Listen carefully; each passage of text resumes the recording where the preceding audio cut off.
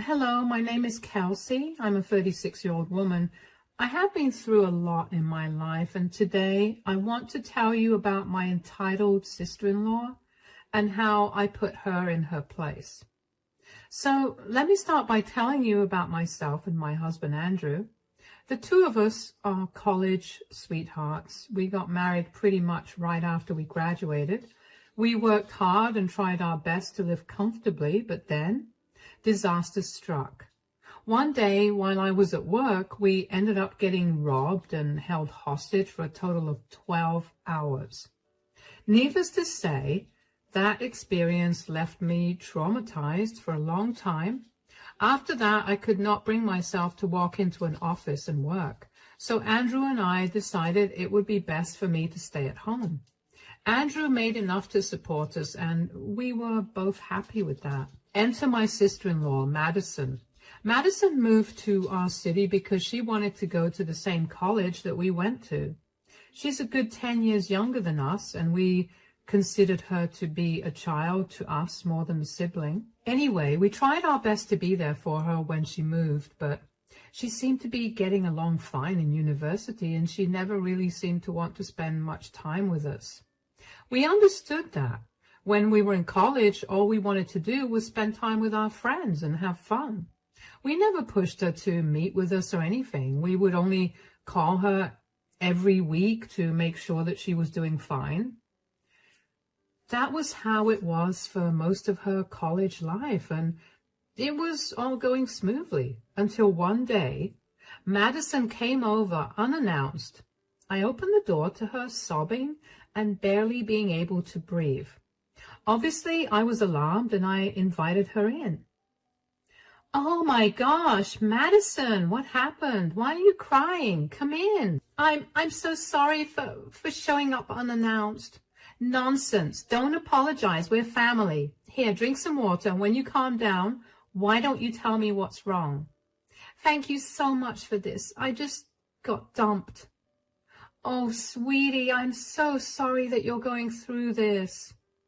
"I'm not even as sad about the fact that I got dumped as I am about the reason that I got dumped." "If you don't mind me asking, why did he dump you?" "Well, I'm pregnant, and he didn't like that, so he just left me." Oh my God, you're pregnant?" "Yeah, and I don't know how I'm going to do this. I'm still in college and I can't support a child." I don't know if it's my place to say this, but did you consider maybe giving the child up for adoption? "There's no way that's happening." "Sweetie, I understand that you're going through a lot right now, but wouldn't it be the right thing to do? I'm going to be doing all the hard work of carrying this baby, and my body is going to be the thing that suffers for it.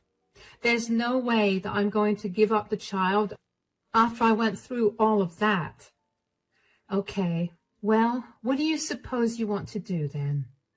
"I don't know. I really don't know. We can put this on hold for now. How about we make you feel better first? How do you feel about ice cream and movies?"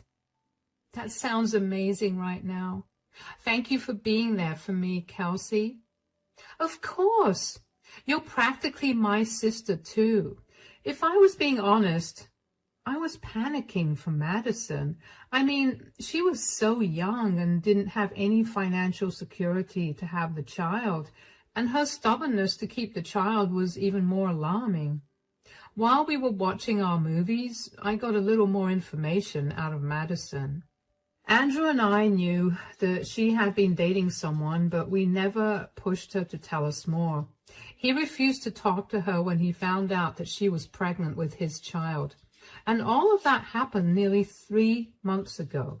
The only reason she came to our place was because she knew she needed to go to the doctor for appointments, but couldn't bring herself to do it all alone. My heart did go out to her. Madison left for her dorm a few hours later, and when Andrew came back home from work, I told him about what had happened earlier. "So Madison came over earlier today." "Really? Is she okay?" "Not really. She showed up crying." "Oh no, what happened?" Remember how she was dating this guy? He dumped her. Oh, poor thing. I get it. Getting dumped is a heartbreaking thing. But why did he break up with her? Because she's pregnant. What? Why didn't you lead with that? I don't know. I was kind of worried about how you'd react. Of course I'm going to be shocked and upset. I thought Madison would at least be a little careful. She's old enough to know how to go about doing things. I fully agree. I understand you feeling upset with Madison's choices, and your feelings are valid. But getting upset will not change what's happening. So what do you suggest we do? She will have nowhere to go. I mean, my parents will not help her out because they told her that they were not going to help her if she got pregnant. And we don't have the funds to help her out.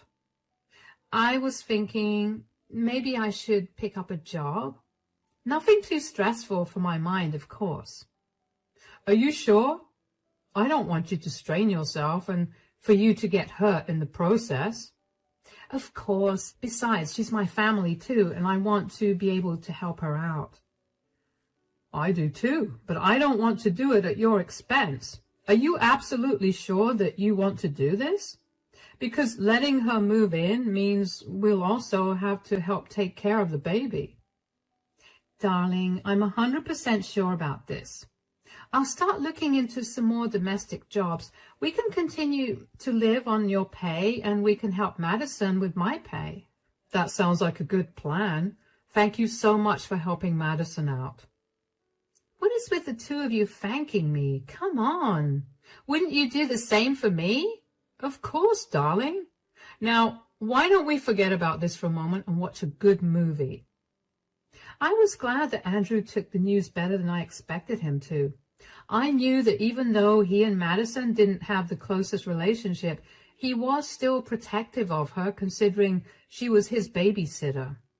But I knew that I was going to do my best to find the best kind of job I could that would not trigger my PTSD in any way. After scouring the internet and asking around a little, I found out that just a few blocks away there was a whole line of rich neighborhoods. And most of them were looking for housemaids, and they were willing to pay pretty decently for them. Of course, I applied immediately because I felt like it was the best job that I could get, and for me to work. After applying around, I decided that I needed to tell Madison what was happening and how we planned to help her out. So I called her and asked her to come over. When she arrived, she looked nervous, but I greeted her as warmly as I could. Madison, come in. Hey, Kelsey, what's going on? Why'd you call me over? I just wanted to check in on you, and I wanted to talk to you about something. Well, I'm still very sad, but I guess I'm coping. I wish I could help you feel less sad about the breakup, sweetie, but I am glad to hear that you're getting by. And what about the pregnancy? Are you eating well? I have no appetite, but I'm eating just for the baby. I still don't know how I'm going to survive when the baby comes. Yeah, that's what I wanted to talk to you about. I spoke to Andrew about your situation. Oh, no. Is he disappointed with me? Is he upset or angry? He's a little disappointed in you, but he's not angry or upset. He's just very worried about you, which is why we want to help you out in any way that we can. Oh, what do you mean?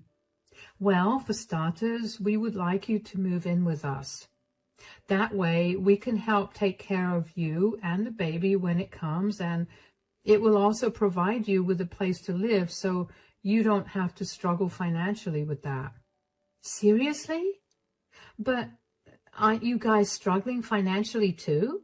Will you be able to help me out? Don't you worry about that. I've looked into it and I can work as a housekeeper. A housekeeper? There are a lot of rich people in this neighborhood who need housekeepers, and they pay decently. With that extra cash, I can help you out. Would you really do that for me? Of course I would. I told you. You're my sister too, and it's my duty to make sure that you're safe and doing well. I cannot even begin to tell you how much this means to me. Thank you so much. Hush now. Let's plan when you want to move in, shall we? Madison was a grateful mess. She wouldn't stop thanking me over and over again.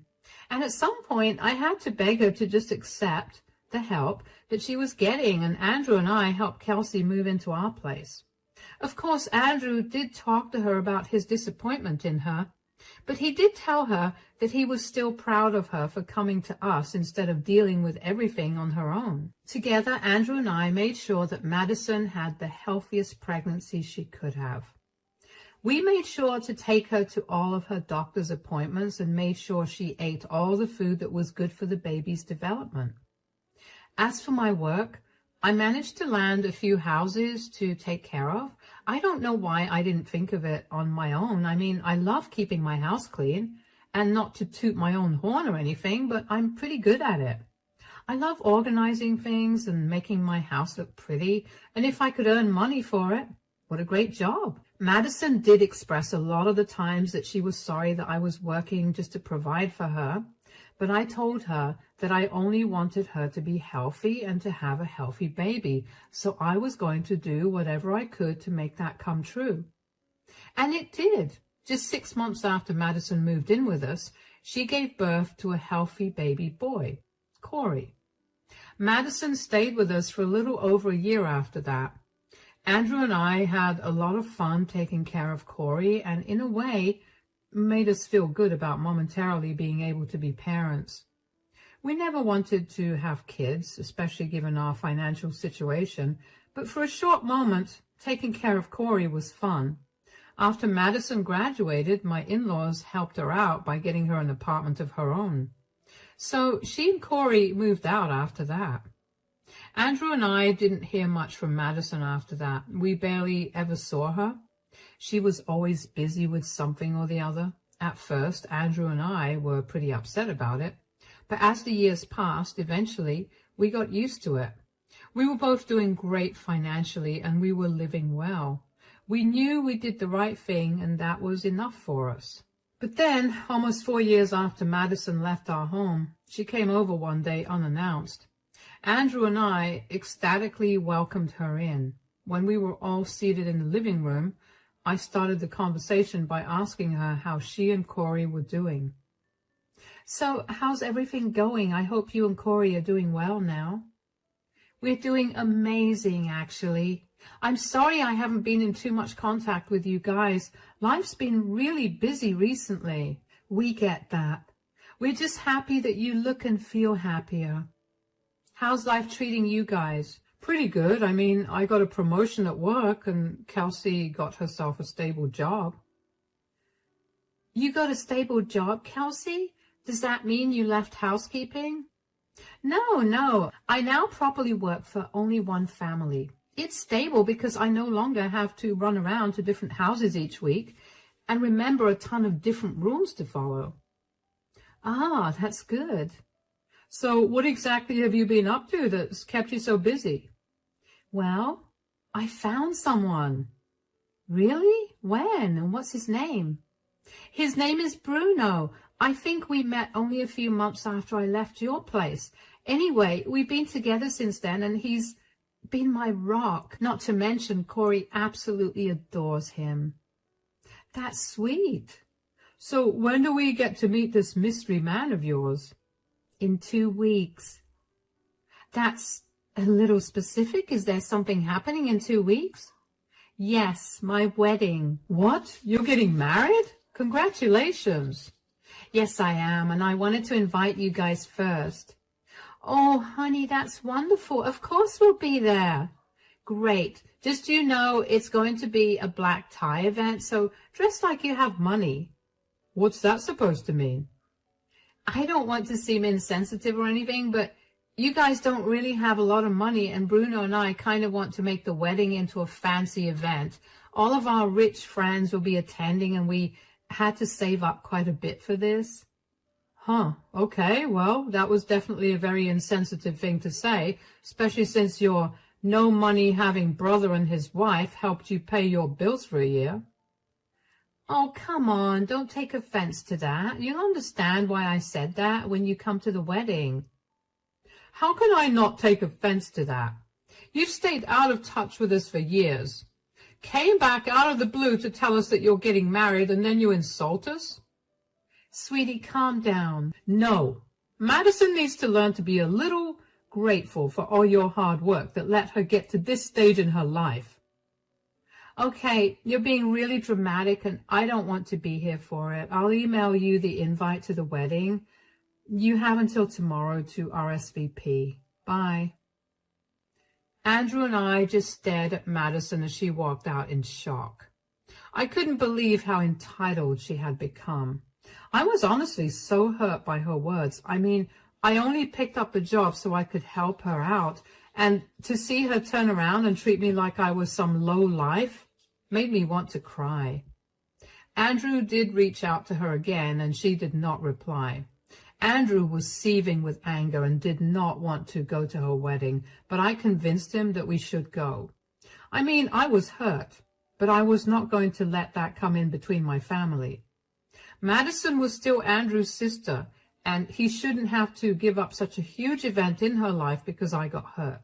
The wedding was a small ceremony that only Madison and Bruno's closest friends and family attended. That made me even more glad that we had gone, because at least it showed me that Madison had some respect left for what we did for her. Bruno was a handsome, charming man, and Andrew and I instantly liked him. We found out that he was a marketing manager for an up-and-coming firm, and he was doing pretty well. That did make me question if that was why Madison became so elitist. I mean, she probably got used to living a lot more comfortably with Bruno. That didn't excuse any of her comments, but it did give me a reason. Anyway, a few months after the wedding, the family that I had been working for decided to move to another state. I was heartbroken because they had become pretty close to my heart, and I had spent quite a lot of time with them. As a going-away present, they offered to let me buy their huge mansion of a house for practically nothing. Yes, they were that rich. Of course, Andrew and I took them up on that offer, and within a few months, I was the owner of that house. Now, I didn't want to move from the house that we were currently living in because I was too attached to the memories that I had in it. So I decided that I would put the house up for rent. And if that didn't work, I could try turning it into an Airbnb. Well, just a few days after I put the house up for rent, I got contacted by someone. After a few conversations, I quickly realized that I was talking to Bruno, Madison's husband. Of course, I was curious as to why they were renting a house. But I kept my questions to myself, and instead, as a favor to the family, I offered to rent it to him for dirt cheap. He accepted that offer, not without thanking me profusely, and within the next month, Bruno, Madison, and Corey had moved in. Andrew and I decided that we'd give them another month to settle in before swinging by to meet them. I let Bruno know before we went there, but he must not have told Madison about our visit. When we got there, Bruno greeted us warmly. "Oh, hey guys, come in." "Hi, Bruno. I hope you guys are settling in well." "Absolutely. Madison and Corey are settling in well, and they love the new home." "That's good to hear, but where are they?" "Madison just got done giving Corey a bath. She should be down any minute." "Oh, there she is." "Whoa, what are you doing here, Kelsey?" "Oh, I just dropped in to see how you guys were doing. I hope you're enjoying the new place." "Of course I am, but you're kind of ruining it for me." "Excuse me?" "I don't know if you can see very well, but this house is stunning and only meant for those people who can afford to be here." "What are you trying to say?" "What I'm trying to say is filthy maids are not allowed in my house." "Madison, you can't speak to Kelsey that way. How dare you talk to Kelsey that way when she was the one who helped you out when you were at your lowest?" "Of course she had to help me, and don't the poor have to serve the rich?" "What? Do you realize how insane you sound? You were the poor one. Kelsey's hard work helped you find your feet and eventually get here. Madison, you're being disgusting right now. You need to apologize to Kelsey right now, or you're going to regret it. Look, you guys can get all worked up about this, but I'm not apologizing. I know that I'm right, and there's nothing that you can say that will change my mind. Kelsey, I'm so sorry for her behavior. Please don't let this affect us. It's all good, Bruno. Whoa, Bruno, why are you apologizing to her for me? I specifically told you that I didn't want to apologize, and what effect do you think she's going to have on us? She's just a disgusting maid. You need to shut up right now, Madison. You don't know what you're talking about. Why are you defending this low-class woman over me? It's my eyes that are suffering from seeing her in my home. Oh, you mean the home that's hers? Huh? What do you mean? She owns this house. She's the one we're renting this from. What? I didn't know that. Why would you rent this from her? Why not? You begged me to buy a house, something that I couldn't afford to do, so we settled on renting one instead. I saw Kelsey's house up for rent, and I approached her about it. She was willing to rent it to us way below the market rate, so of course I took her up on that offer. She did that out of generosity, and you had no problem crapping all over that. You know what? I think it's best that Andrew and I leave right now. I'm so sorry once again, Kelsey. It's all right, Bruno. I'm sorry that you have to live with such a snob. I was fuming with rage, and I was also feeling very humiliated. I knew that Madison thought lowly of me, but to hear her openly insult me that way to my face, I was beyond angry. I walked out of the house, and Andrew followed suit. After we got back home, Bruno called me to apologize for Madison's behavior, and I told him that I didn't want any apologies from him. I only wanted them from Madison, but of course, she was never going to do that. 2 days after the whole thing, Bruno called me again, but I had been in the shower, so Andrew picked up the call. Apparently, Bruno had been trying to get Madison to see why what she said was wrong, but she refused to budge. He was apparently so disgusted with her attitude and poor treatment of me that he decided that he wanted to leave her. I was shocked to learn that he was leaving her. I didn't expect something so drastic to come out of this, but his choosing to divorce her made something in me flip as well.